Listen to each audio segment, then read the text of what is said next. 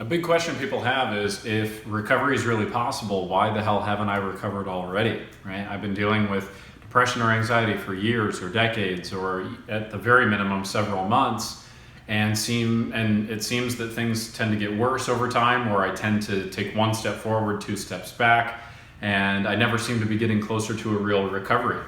And generally there are two major causes for this that I want to go over. The first would be, at the deepest level, you just don't believe that recovery is possible. A lot of people claim that they want to make changes. They say that they want to improve their lives. They want to feel better. They want to do this. They want to do that.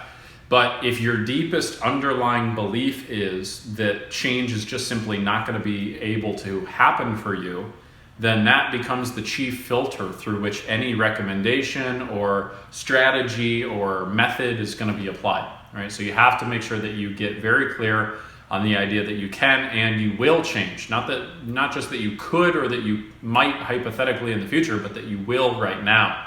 That becomes a completely different turning point.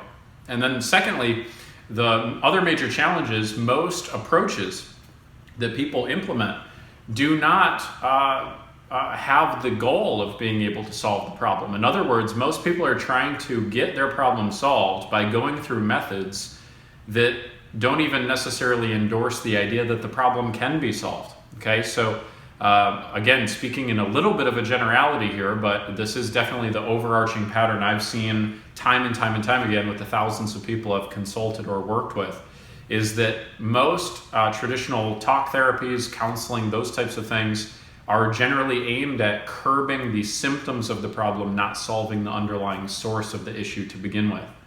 Also, you can see this with all of the sort of self-induced coping mechanisms, right? So general meditation, journaling, going out on walks, right? Those types of things.